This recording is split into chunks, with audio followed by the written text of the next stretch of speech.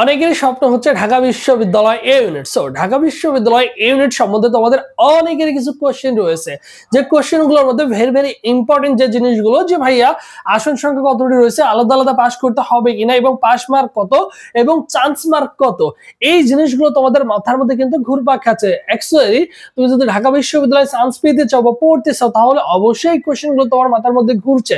তাহলে আজকে আমরা আলোচনা করব যে ঢাকা বিশ্ববিদ্যালয় আলাদা আলাদা পাস মার্ক কত এবং কত পেলে তুমি হচ্ছে ঢাকা বিশ্ববিদ্যালয় পাস করবা। আমরা সকলেই জানি বাংলাদেশের একমাত্র পাবলিক ইউনিভার্সিটি যেটা, সেটা হচ্ছে এখানে ঢাকা ইউনিভার্সিটি এ ইউনিট। সেখানে পরীক্ষায় দিতে হবে তোমাকে, দেখো, এমসিকিউ এবং হচ্ছে রিটেন, এই দুইটা পার্টে তোমাকে পরীক্ষা দিতে হবে এবং এই দুইটা পার্টেই তোমাকে কিন্তু আলাদা পাস করতে হবে। দেখো এখানে যে দুইটা জিনিস বাধ্যতামূলক, দেখো পদার্থবিজ্ঞানে 15টা এমসিকিউ থাকবে, আনসার করতেই হবে। রসায়নে 15টা এমসিকিউ থাকবে, তোমাকে আনসার করতেই হবে। এই দুটো হচ্ছে বাধ্যতামূলক। এরপরে দেখো আমরা সবসময় জানি আমাদের যে 4 সাবজেক্ট রয়েছে, হয় অনেকেরই আছে জীববিজ্ঞান 4 সাবজেক্ট থাকে, আবার অনেকেরই হচ্ছে গণিত 4 সাবজেক্ট থাকে। এই দুইটা সাবজেক্টের মধ্যে অনেকেরই হচ্ছে 4 সাবজেক্ট আছে, মেইন সাবজেক্ট আছে। এখন এই দুইটার মধ্যে তোমার যেটা 4 সাবজেক্ট সেটার বিপরীতে তুমি যদি মনে করো বাংলা অথবা ইংলিশ আনসার করব, তাহলে তুমি কিন্তু আনসার করতে পারবা। আর যদি মনে করো যে না ভাই আমি দুইটাই আনসার করতে চাই, এখানেও দুইটা করব, এই দুইটা physics chemistry math biology answer করব, তারা মনে করো ঢাকা বিশ্ববিদ্যালয় যতগুলো আসন আছে 100% সবগুলো আসনেই তারা ভর্তি হওয়ার জন্য মনোনীত হবে। এবং কেউ যদি ম্যাথ বাদ দেয়, তাহলে মনে করো ঢাকা বিশ্ববিদ্যালয় ইঞ্জিনিয়ারিং রিলেটেড, ম্যাথমেটিক্যালি রিলেটেড যে সাবজেক্টগুলো রয়েছে সেগুলো তুমি কিন্তু ভর্তি হতে পারবা না। আবার দেখো তুমি কেউ যদি মনে করো বায়োলজি স্কিপ করে, তাহলে মনে করো তোমার genetic engineering, pharmacy, molecular biology, apply chemistry and chemical engineering, এই সকল যে সাবজেক্টগুলো রয়েছে তারা কিন্তু এই সকল সাবজেক্টগুলো কিন্তু ভর্তি হতে পারবে না।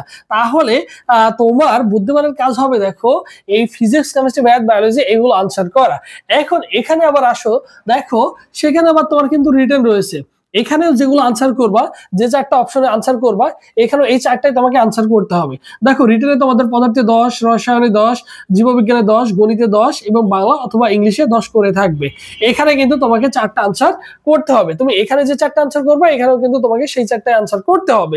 এবং আমরা সকলেই জানি ঢাকা বিশ্ববিদ্যালয় এমসিকিউতে পাস করতে হয়। তার মানে ঢাকা বিশ্ববিদ্যালয় 60টা এমসিকিউ, এই যে তোমার 60টা এমসিকিউ আছে, 60টার মধ্যে মিনিমাম তোমাকে 24 মানে 24 তোমাকে পেতেই হবে, তা না হলে তুমি কিন্তু ফেল করবা। আবার দেখো ইংলিশে রিটেনে তোমাদের দেখো কত রয়েছে, রিটেনে হচ্ছে 40 মার্ক রয়েছে, 40 এর মধ্যে মিনিমাম তোমাকে 12 পেতে হবে, তাহলে তুমি কিন্তু পাস করবা।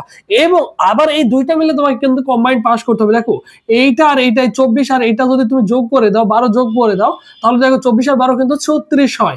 তাহলে কত তোমার কিন্তু 100তে 36 হচ্ছে, 36 হচ্ছে, তাহলে তুমি কিন্তু পাস করবে না। তোমার আবার শর্ত হচ্ছে 40, 100 তোমাকে মিনিমাম কত পেতে হবে, 40 পেতে হবে, তাহলে তুমি কিন্তু পাস করবে, অন্যথায় তুমি কিন্তু পাস করতে পারবা না। এই হচ্ছে শর্ত, ঠিক আছে, ঢাকা ইউনিভার্সিটির। এখন আসো ঢাকা বিশ্ববিদ্যালয়ের আসন সংখ্যা রয়েছে, দেখো 1895টি আসন সংখ্যা রয়েছে।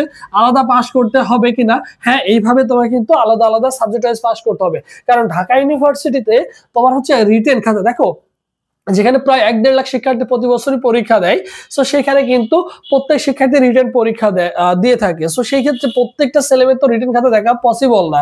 সো সেই ক্ষেত্রে তারা কি করে, এমসিকিউতে যারা সর্বোচ্চ নাম্বার পায়, মানে আসন সংখ্যা, মনে করো তোমার আসন সংখ্যা রয়েছে 1895টি, সো ধরে রাখো যে তোমার 10,000 ছেলেমেয়ের কি করবে, 10,000 ছেলেমেয়ের হচ্ছে রিটেন খাতা চেক করা হবে। এই 10,000 ছেলেমেয়ে কারা, যারা এমসিকিউতে সর্বোচ্চ নাম্বার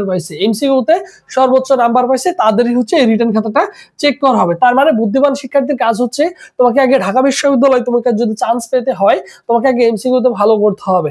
মিনিমাম তোমাকে 35+ যদি পাও, তাহলে আশা করা যায় যে তুমি ঢাকা ইউনিভার্সিটি একটি আসন সুনিশ্চিত করতে পারবে। কারণ ঢাকা বিশ্ববিদ্যালয়ে তোমার চান্স মার্কটা অনেকটা কম লাগে, ঠিক আছে, অনেকটা কম। মানে তুমি 100তে যদি 55+ পাও, তাহলে তোমার কিন্তু ঢাকা বিশ্ববিদ্যালয়ে তোমার কিন্তু চান্স হয়ে যাবে। 100 মার্কের মধ্যে 55+ পেলে কিন্তু তোমার চান্স হয়ে যাবে। যদি তুমি এখানে 35 পাও আর রিটেনে যদি তুমি আরেকটু মার্ক তুলতে পারো, তাহলে তোমার কিন্তু অনায়াসেই তোমার কিন্তু চান্সটা হয়ে যাবে।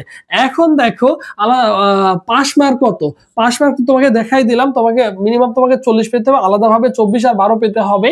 আর চান্স মার্ক কত, চান্স মার্ক হচ্ছে এটা, এই যে 100তে 55 পেলে তুমি কিন্তু চান্স পাবা। আর ঢাকা বিশ্ববিদ্যালয় এই ইউনিটের জন্য স্পেশালি আমাদের একটা অনলাইন এক্সাম ব্যাচ রয়েছে, চাইলে সেখানে ভর্তি হতে পারো, যেখানে তুমি 80+ পরীক্ষা দিতে পারবে, অনার্সে 80+ পরীক্ষা দিতে পারবে, সকল বিষয়ে শর্ট সাজেশন রেডি করা আছে, সেগুলো তুমি পেয়ে যাবে, যেটা ফি হচ্ছে মাত্র অনলি 300 টাকা। এই 300 টাকা দিয়ে আমাদের কিন্তু এক্সাম ব্যাচে ভর্তি হতে পারবা। ভর্তির প্রসেসটা দেখো, 01727675241 এই নম্বরে 300 টাকা বিকাশ বা নগদ সেন্ড মানি করে এই নম্বরে হোয়াটসঅ্যাপে নক করলে তোমাকে সকলের সাথে গ্রুপে অ্যাড করে দেওয়া হবে, আর এখান থেকে তুমি সব কিছু কিন্তু পেয়ে যাবা। সো যারা আমাদের অনলাইন এক্সাম ব্যাচে ভর্তি হতে চাও, আমাদের সাথে দ্রুত যোগাযোগ করবা, এই নম্বরে হোয়াটসঅ্যাপে যোগাযোগ করলেই হবে।